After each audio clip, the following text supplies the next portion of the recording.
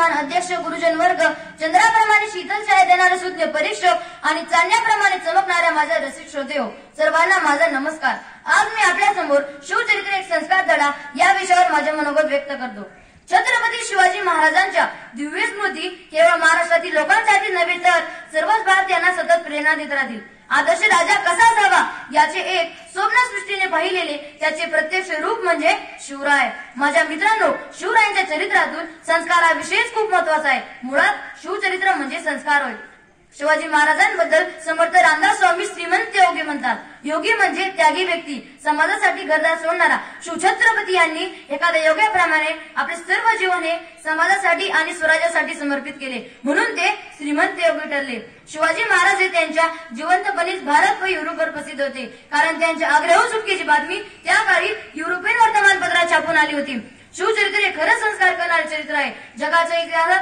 जगाच्या इतिहासात अनेक पराक्रमी राजे सम्राट होऊन गेले असतील, परंतु शिवरायांसारखे चरित्रवान व्यक्तिमत्व दुसरे कुठेही सापडणार नाही, कारण स्त्रीचा सन्मान कसा करायचा हे शिवचरित्र शिकवते। शिवाजी महाराज नेहमी म्हणत, स्त्री म्हणजे मराठ्यांच्या देवारातील देवता होय। अशी अनेक उदाहरणे सांगता येतील।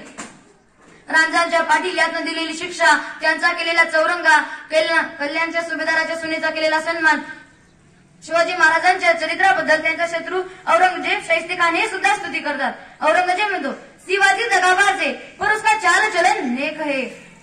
शिवचरित्रातून आपल्याला माणसे मित्र कशी जमवावी हा संस्कार शिकायला मिळतो, कारण शिवरायांनी आपल्या जीवाला जीव देणारी माणसे निर्माण केली। त्यांची अनेक उदाहरणे सांगता येतील। तानाजी मालुसरे, जीवा महाल, शिवा काशी, संभाजी कावजी अशी शेकडो नावे घेतली तरी कमीच पडतील। शिवरायांच्या शब्दाखातर स्वराज्यासाठी प्राण द्यायला व घ्यायला तयार असायची, कारण शिवरायांनी त्यांच्यात निर्माण केली राष्ट्रभक्ती आणि देशभक्ती हे होय। शिवचरित्रातून आपल्याला आपल्या रयतेची, आपल्या माणसांची काळजी कशी घ्यावी हे शिकवते।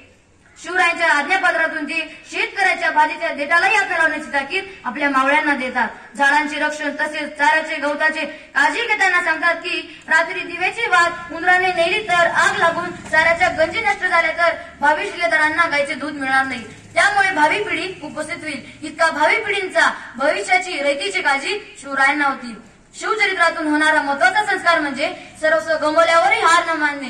आजकालच्या तरुणाईला थोडेसे अपयश लागले, डिप्रेशन, नैराश्य येते, खचून जातात, आत्महत्या करतात। मी सांगतो मित्रांनो, शिवचरित्रात अनेक संकटे एकामागून एक उभे असताना सुद्धा शिवरायांनी त्यांचा सामना केला। यात अफजल खान वध, शाहिस्तेखान स्वारी, पुरंदर तह, आग्रा भेट अशी अनेक संकटे आली। पुरंदर तह तर आयुष्यभर जिंकलेले सर्व गड किल्ले मुघलांच्या ताब्यात दिले। आग्रा भेटी स्वतः पुत्र संभाजी याच्यासोबत औरंगजेबाच्या ताबडीत अडकून पडले, परंतु त्यातून खचून न जाता मार्ग काढून सुटका करून घेतली व स्वराज्यात येऊन परत जोराने सर्व गड किल्ले परत मिळवले। हा संस्कार आपण शिवचरित्रातून घेतला पाहिजे। मातृप्रेमाखातर शिवरायांनी आईचे पाहिलेले स्वराज्याचे स्वप्न सिद्धीस नेले व पूर्ण करून दाखविले। आईविषयी नितान आदर, प्रेम, आईची आज्ञा पाळणे हा तर शिवचरित्रातून होणारा महत्वाचा संस्कार आहे। शिवचरित्र आपणास स्वतःचा उद्योग, व्यवसाय करण्याचे संस्कार शिकवते, कारण शिवरायांनी आदिलशाही, मोगल यांची चाकरी न करता स्वतःचे स्वराज्य निर्माण केले व त्या स्वराज्यातील प्रत्येक आई बहीण ही सुरक्षित आणि स्वाभिमानी असेल।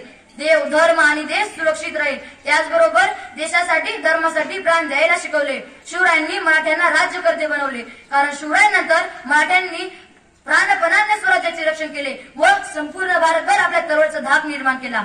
शिवरायांनी आरबार उभारणी करून देशाच्या सागरी सीमा कशा सुरक्षित ठेवा हे शिकवले, जे आज 350 वर्षांनंतर सुद्धा आज आपली मुंबई सुरक्षित नाही। शिवरायांनी देशभराचा नाश निर्मूल करण्याचे संस्कार आपल्यावर केले।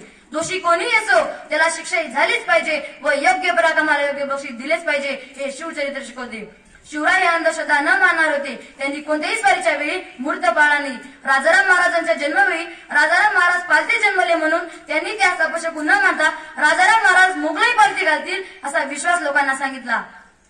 आज जगातील अनेक देश शिवचरित्रातून प्रेरणा घेऊन आपला विकास करत आहेत, उदाहरणार्थ इस्रायल, जर्मनी, जपान इत्यादी। आज शिवरायांच्या संस्काराची, विचारांची आज आपल्याला नितांत गरज असून प्रत्येक भारतीयाने शिवसंस्कार अंगीकृत करून स्वतःचा व राष्ट्राचा विकास करावा ही अपेक्षा व्यक्त करतो व छत्रपती शिवाजी महाराजांना मानाचा मुजरा करून येथेच थांबतो। जय हिंद, जय भारत।